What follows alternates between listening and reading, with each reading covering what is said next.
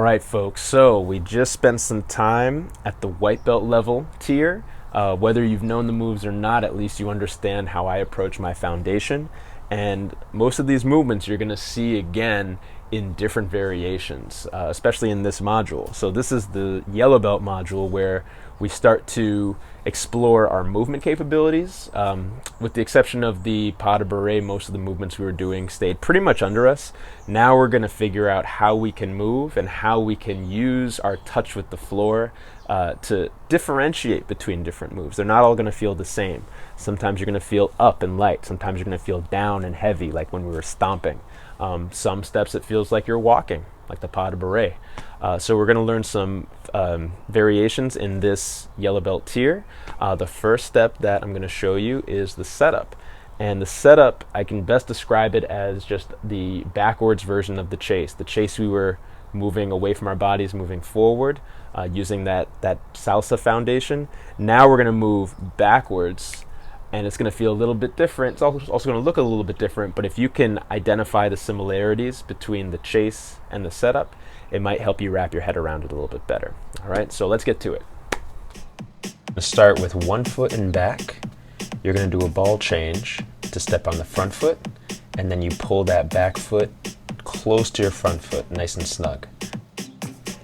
The timing feels like 1 and 2, 3 and 4.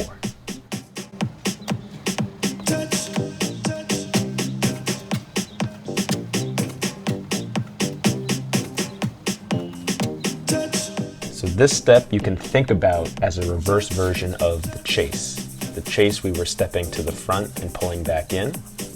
I'm going to show you with the ball change, where the timing is going to be the same as the setup. 1 and 2, 3 and 4. So when you ball change, you open your legs. When you pull in, you transfer your weight to that pulling leg and then lift the front to repeat the setup.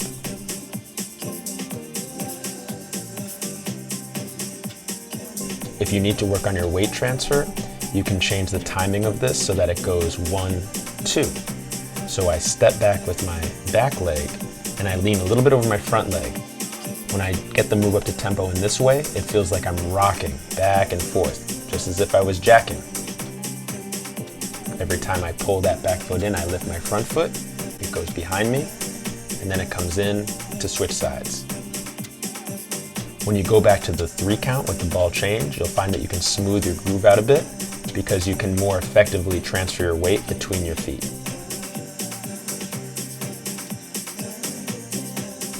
When I lift my foot, I have a number of different ways I can accent. This is up to you. You can lift your knee, you can kick your leg out, you could even add an extra tap with that front foot. You can try, you can experiment. There's no single right way to do it.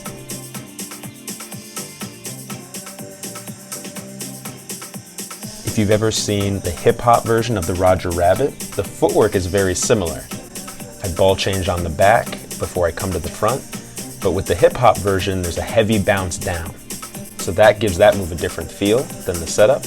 You could bounce with the setup, but usually you're going to keep it a little bit lighter. It feels like you're pushing your weight away from the floor so you stay up.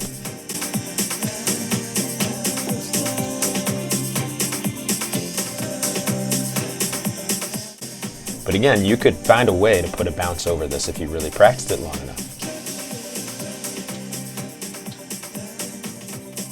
Timing wise, you can also start by kicking forwards on the 1. You can start this move by stepping backwards, like I've been doing. I show you both ways here.